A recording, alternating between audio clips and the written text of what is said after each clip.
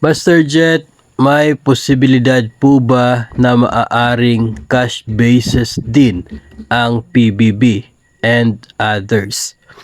Pwede na maging cash basis din tulad ng nangyari sa SRI. Yun ay kung maglalabas ng DepEd memorandum na talagang cash yung pagbibigay. Pero I doubt na mangyayari yan sa lahat ng benefits, PBB and others. Kasi nga mayroon po katulad po nitong circular ng COA number 2021-014.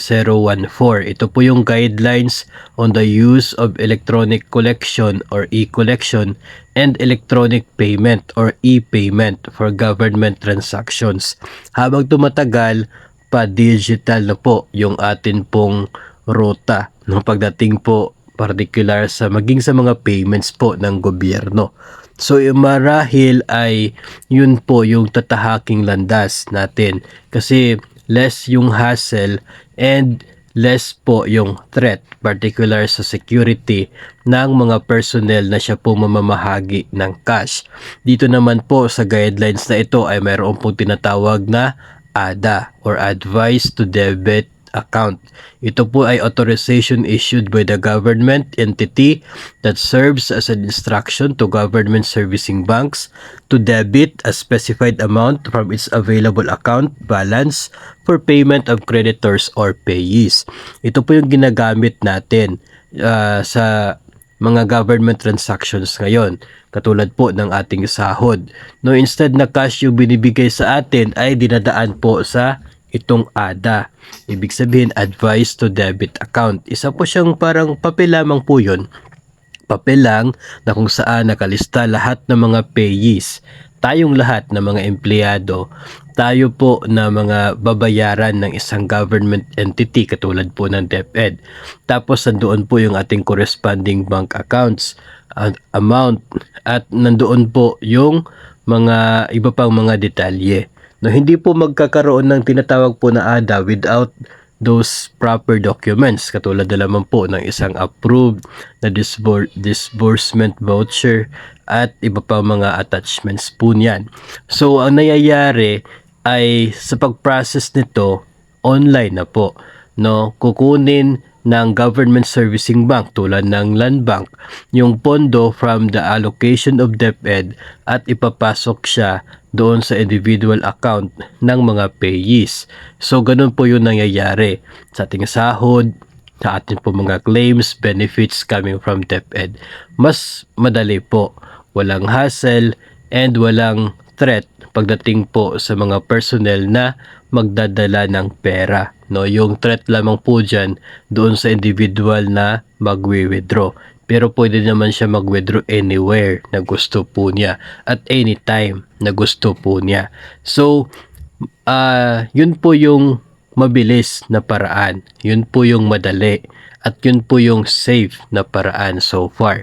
So, doon po yung parang nagiging direction po natin sa pag-process ng mga benefits. At even with this PBB and other bonuses.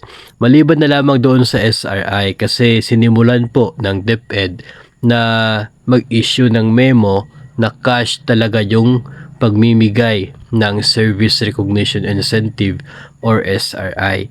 So I don't believe naman na ganun din yung gagawin ni DepEd para sa iba pang mga benefits, iba pang mga bonuses na matatanggap ng kanya mga empleyado kasi malaki po yung kakaharapin na problema, no, pag ganun po na sa lahat ng benefits ay cash basis, no, yung process po ng pag cash advance, process po ng pag-release ng cash para sa mga empleyado, process po ng pag-liquidate ng nasabing cash advance, tapos gagawin mo pa sa lahat ng mga benefits. So masyado pong malaking trabaho at saka po masyadong hati yung magiging desisyon, no, yung mga preference ng mga DepEd personnel pagdating dito. Even with SRI, marami pa rin naman po yung gusto na sana direct na lang sa kanilang account kasi kung mayroon sila mga lakad o kaya ay anywhere, no, pwede sila makapag-withdraw at anytime, pwede sila mag-withdraw at their own convenience. So yun po yung mga bagay-bagay na dapat din pong tingnan ni DepEd if ever ganun po yung kanyang gagawin.